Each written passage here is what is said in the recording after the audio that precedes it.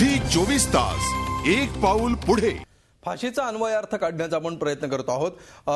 भारतकुमार राऊत, ब्रेकवर जाण्यापूर्वी तुम्हाला बोलायचं होतं हुसेनभाईंनी जो मुद्दा मांडला त्याविषयी, तर त्याविषयी तुम्ही बोलाच आणि मुख्य या शेवटी आपण या शेवटच्या सेगमेंटकडे आलेलो आहोत। मुद्दा असा आहे की अफजल गुरुला फाशी झाली, मात्र असे अफजल गुरु निर्माण होऊ नयेत यासाठी जे वातावरण तयार व्हायला पाहिजे ते झालंय का, किंवा ते होण्याचे प्रयत्न तरी सुरू झालेले तुम्हाला दिसत आहेत का?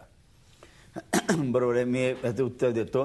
त्याच वेळी मी अफजल हुसेनभाई नाही परंतु शर्वळी त्यांनी जे काही मुद्दे केलं त्यातच याच उत्तराशी संबंधित असं मी हे उत्तर देईन। प्रश्न असा आहे की एक अफजल गुरु झाला, पुढे होणार नाहीत का याची खात्री नाही। आत्ताची जी राजकीय व्यवस्था आहे आणि आत्ताच्या सत्ताधाऱ्यांची जी काही मनोवृत्ती आहे ही पाहिली असता असं होण्याची शक्यता दिसत नाही। याचं कारण असे ह्या गोष्टी वारंवार होत आहेत। एक लक्षात घ्या की अफजल गुरु ह्याला फाशी गेला, असे अनेक अफजल गुरु फाशी गेलेच नाहीत।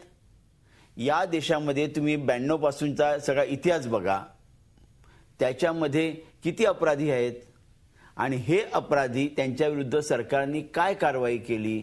अनेकांना मुंबईवरच्या हल्ल्याबद्दल, अनेकांना म्हणजे याने त्याच्या आधीच्या 92च्या हल्ल्याबद्दल अनेकांना सरकारने कोर्टाने फाशी सुनावलेली आहे, जन्मठेपा सुनावलेल्या आहेत। त्यांच्याबद्दल काय झालं? काश्मीरमध्ये वारंवार हल्ले झाले, गुजरातमध्ये हल्ले झाले, हैदराबादमध्ये हल्ले झाले। याच्यातल्या आरोपींना वर प्रत्यक्षात कारवाई काय झाली हाच प्रश्न अजून अनुत्तरित आहे आणि जोपर्यंत तो अनुत्तरित राहील तोपर्यंत आपण ह्याच्या बाबतीत एक पाऊल पुढे गेलो असं मला मानता येणार नाही। शर्वळी त्यांनी जो एक मुद्दा उपस्थित केला तो असा होता की काश्मीरमधला जो तरुण आहे हा खतखततो आहे, त्याची घुसमट होते आहे, त्याची संधी नाकारली जाते हे त्यांनी सांगितलं। मला त्यांची तळमळ मी समजू शकतो, त्या तरुण आहेत त्यामुळे तरुणांची स्पंदनं त्या जास्त चांगली जाणू शकत असतील। प्रश्न असा आहे की अशा तऱ्हेने तरुणांची बेकारी, तरुणांचा असंतोष, तरुणांची घुसमट ही काय फक्त काश्मीरमध्ये सगळीकडे आहे? ही सर्वत्र आहे। तुम्ही मुंबईत जाऊन बघा किंवा शर्वळी तुम्ही ज्या पुण्यात आहात या पुण्यामध्ये तुम्ही बघा, इकडच्या तरुणांना नक्की पुण्यात सगळी संधी मिळते, त्यांना खरोखर त्यांची घुसमट होत नाही, ते आनंदात आहेत सगळे।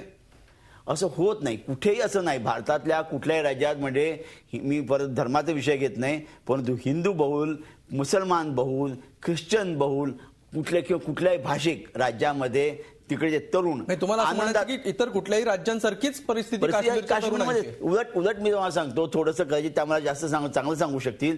उलट एका आपल्या घटनेच्या कलमामुळे काश्मीरी जनतेला काही संरक्षण आहेत जी बाकीच्यांना नाहीत। असं असूनही काश्मीर मधला तरुणच हे का करतो ह्याचं कारण असं हा प्रश्न काश्मीरचा नाहीये, तर शेजारी जे पाकिस्तानमध्ये आणि पाकव्याप्त काश्मीरमधून जी त्यांना रसद पुरवली जाते, त्यांना जे प्रशिक्षण दिलं जातं आणि त्यांना जे चिथावलं जातं त्यामुळे हा प्रश्न निर्माण होतो। त्यामुळे हा प्रश्न हा भारतीय परिस्थितीचा नाही, हा प्रश्न हा पाकिस्तानमध्ये जी काही कारवाया केल्या जातात त्यांचा आहे। ही प्रशिक्षण शिबिरं ही तिकडे चालतात। अफजल गुरु निर्माण होण्याचं जे मूळ कारण आहे ते हे आणि ते आपण करत नाही, त्याच्यावर आपण काहीच बोलत नाही। उलट आपण व्हिसा कशा व्यवस्थित दिले जातील, ओपन व्हिसा कसा करता येईल वगैरे ह्या गोष्टी आपण करतो ना, यालाच मी अपीजमेंट ऑफ मायनॉरिटी जसं म्हणतो, ती करण्याची काहीही जरूर नाही। आणि तसं जर केलं, एकदा जरी त्यांना कळलं, जसं आता या फाशीमुळे कदाचित काही दहशतवाद्यांना कळेल की अरे आपण मरू शकतो, तसं जर का आणखीन इतके जे काही पकडले गेलेले आहेत ना आणि जे अजूनही परागंद आहेत, जे पाकिस्तानामध्ये आश्रय घेऊन राहिले आहेत आणि आपल्याला माहिती आहे, आपल्या पोलिसांना, आपल्या गुप्तचर यंत्रणांना, आपल्या राज्यकर्त्यांना माहिती आहे की हे पाकिस्तानामध्ये दाऊद सरकार म्हणून पाकिस्तानामध्ये आज आश्रय घेऊन राहिलेले आहे, त्यांना जोपर्यंत आपण खेचून आणत नाही, जर का ओसामाला तिकडे जाऊन मारू शकते तर आपण का बरं काहीच करू शकत नाही? हा प्रश्न माझ्या मनामध्ये आहे आणि त्याचं उत्तर जोपर्यंत मिळत नाही तोपर्यंत आपण आणखीन गुरु निर्माण होणार नाहीत, आणखी कसाब निर्माण होणार नाहीत याची खात्री देऊ शकणार नाही। मला असं म्हणायचं की आता हुसेनभाई त्यांना मी एक प्रश्न विचारू इच्छितो की राजीव गांधींच्या मारेकऱ्यांना तुम्ही गेल्या 9 वर्षात का फाशी दिलं नाहीत? प्रियंका गांधी जाऊन त्या ठिकाणी त्यांना भेटतात, हे नाटकं कशासाठी करता तुम्ही? ही नाटकं करायची काही कारणं नाही आहेत। दुसरी गोष्ट, बियान सिंगना फाशी दिलं पाहिजे हे पंजाब मधल्या भारतीय जनता पार्टीच्या बियान सिंगच्या मारेकऱ्यांना त्या ठिकाणी सांगितलं गेलेलं आहे. मी हुसेनभाई आपल्याला या ठिकाणी 2-3 गोष्टीची आठवण करून देऊ इच्छितो की आपल्या या सगळ्या देशामध्ये मुस्लिमांचा अनुनय करण्यासाठी अनेक प्रश्न कोणी निर्माण केले. पंडित तुमच्या एकेका प्रश्नाचं उत्तर आपण घेऊ. पहिला तुमचा प्रश्न राजीव गांधींच्या मारेकऱ्यांबद्दल मला होता. आणखी एकच प्रश्न त्याबद्दल त्यांना बोलू दे. एक प्रश्न अगदी. मग तुम्ही पुढचा प्रश्न त्यांना विचारा. मला वेळ मिळणार नाही सांगायला.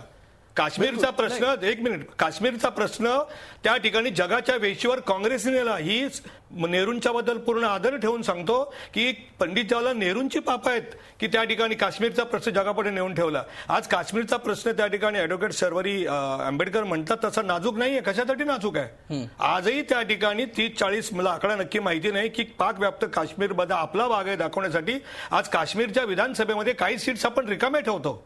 म्हणून मला असं म्हणायचं की अनुनय करत नाही असं तुम्ही म्हणता. बिलकुल. हुसेनभाई, का भेटायला गेल्या प्रियंका गांधी?